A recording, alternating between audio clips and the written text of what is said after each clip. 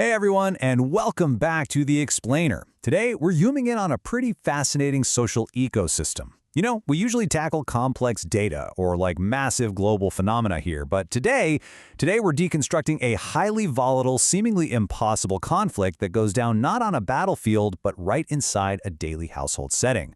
We're looking at a story of absolute obsession, impossible standards, and the surprisingly strict science of making a hot beverage. It's a story drawn straight from the daily lives of three brothers. Okay, let's dive into this. So what does it actually take to brew the perfect cup of tea? I mean, it seems like a simple enough question, right? You boil some water, toss in the leaves, maybe add a splash of milk or some sugar, and boom, you're done. But what if I told you that for some folks, this whole process is way less about routine and more about a profound, almost unreachable scientific mystery? Today, we are going to systematically break down exactly what happens when the pursuit of the perfect brew turns into an all-consuming daily battle. To really get this, we've got to set the scene. Welcome to Ghose, Bari, located in Dum Dum. This is the home of three brothers, Borda, Mejda, and Shorta. Now, by all accounts, these brothers are fiercely united. There is absolutely nothing in life that can divide the Ghose brothers. Well, except for one thing. Every single morning, without fail, their home becomes the site of this legendary storm in a teacup. Their mornings are entirely defined by tea, or, more specifically, their absolute inability to agree on how it should be served. Section 1. The Brothers' Tea War. And this brilliantly illustrates the sheer magnitude of this conflict. We really need to categorize these variables. Let's break down the exact parameters of this morning tea war. First up, we have Borda, the eldest. He insists on liquored cha, so strictly no milk, just a slight bit of sugar. Then there's Mejda, who demands what he calls a British-style brew. For him, that means absolutely zero sugar and exactly one microscopic drop of milk, claiming anything else literally tastes like mud. And finally, Shorta. He requires a strong, dark brown blend of Assam and Darjeeling with an adequate amount of milk and again, no sugar. Honestly, if you're the cook in this house, you aren't just making tea, you're trying to solve this impossible mathematical equation where every single brother's preference directly contradicts the others.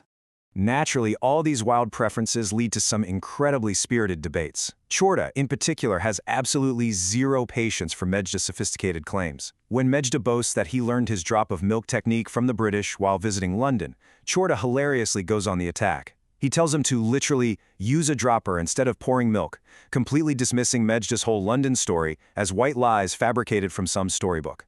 You can just picture it, right? The morning table, the steam rising from the cups, and these grown brothers passionately debating the geographical authenticity of their milk ratios. But hey, Mejda doesn't just sit there and take it. He retaliates with a classic loud deflection. When Shorta starts claiming that only someone who truly cares for you can make perfect tea, Mejda loudly asks why Shorta relies on their cook, Hari, to make it instead of his own wife, Chorti. And he deliberately says this loud enough for the wife to hear all the way from the next room. The result? Roaring laughter from Borda and Mejda, leaving poor Shorta completely embarrassed. It's this perfectly calibrated daily theatrical performance, all centered around a hot beverage. Section 2. The Impossible Tea Standards. Now, what's really interesting here is that the conflict isn't just brother against brother. Oh no. The true victims are the people actually trying to prepare and serve the tea. The sheer level of scrutiny applied to a single cup is mind-blowing. We aren't just talking about taste here. We're looking at the blend of the leaves, the exact temperature of the tea when it hits the table, the specific water temperature at the moment of infusion, the material of the brewing utensil, and the precise soaking time down to the literal second. But get this, the hardness of the water used. The sources specifically note that this is the ultimate trap. It's the one variable that every single cook, wife, or unsuspecting guest fails to judge correctly. It's a completely impossible standard. And even if by some absolute miracle of physics you manage to get the liquid right, you still have to pass the hardware inspection. The physical cups themselves are subjected to this rigorous, almost forensic scrutiny. Are the cup and saucer perfectly matched? Is there a microscopic chip on the edge? Was it washed properly yesterday? Are there invisible residual stains? I mean, they even critique the tactile feel of the sip and the ergonomic design of the cup's handle. Which leads us to this staggering number. 100. If you are ever foolish enough to gift a brand new tea set to the Ghose family, you are not going to receive a simple thank you. No way. Instead, you'll be treated to a loud, itemized list of at least 100 distinct reasons why your well-meaning gift is utterly and fundamentally flawed. Section 3. The Guest Dilemma. This brings us to a really fascinating secondary effect of this obsession, the social impact. Like, what actually happens when an outside variable, say a guest, enters this highly pressurized ecosystem? Well, frequent guests of the house have actually developed a very specific survival strategy. When they're offered refreshments, they immediately ask for fruit juice, or, even just a plain glass of water, because they know that accepting a cup of tea springs an immediate polite trap. If a guest makes the rookie mistake of drinking the tea, they'll inevitably be hit with the familiar question, how did you find the tea? And if the guest gives the polite, everyday response of, very good, well, the trap snaps shut. The absolute second those words, very good, leave the guest's mouth, the brothers will immediately rattle off a minimum of 10 severe imperfections present in that very cup. 10. And that is if the cook actually did a genuinely good job that morning. But what if it's a bad day? What if the water hardness was off, or the handle design was subpar? That number easily skyrockets to 30. Just imagine sitting in someone's living room, innocently trying to enjoy a biscuit, while your hosts aggressively list 30 distinct flaws in the beverage you just politely complimented. It's wild. All of this has created a hilarious mutual understanding within their entire social circle. Guests at Bari actively dodge tea like it's a biohazard.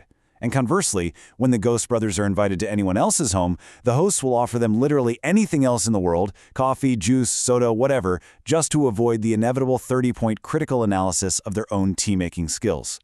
Section 4. The 5 Perfect Days.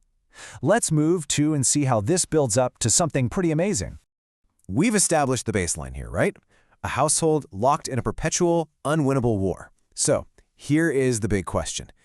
Given the dropper of milk, the water hardness, the chipped saucers, and that fierce sibling rivalry, does a control group actually exist? Is there ever a time, a single fleeting moment where these impossible standards just vanish and they actually agree on the perfect brew? Amazingly, yes. For exactly 5 days out of the entire year, a miraculous transformation occurs. During the Durga Puja festival, specifically from the days of Shashti through Dashami, the fighting just stops completely. For these 5 days, and literally only these 5 days, absolute agreement is reached among the 3 brothers. During this festival, an air of overwhelming happiness just kind of blankets Bari. The previously squabbling, hypercritical brothers unite. They physically step outside their home, set up a tea stall right on the street, and offer what they finally agree is the perfect tea. And the best part, they serve it to passersby, entirely free of charge. People from all over the city actually turn up just to have a cup of this legendary harmonious brew. So the crucial point we need to look at is this contrast. On normal days, their tea obsession isolates them, right? It's a comedic, petty storm in a teacup that literally makes their guests beg for water. But during Durga Puja, that exact same obsession becomes this incredible vehicle for community and shared joy. The impossible standards don't necessarily disappear, rather they're completely eclipsed by the unifying, generous spirit of their cultural celebration. Which leaves us with a truly fascinating thought to wrap up today's explainer. The Ghose brothers show us exactly how deeply entrenched our habits and our stubbornness can be. But at the same time, they show us the incredible power of a shared cultural moment.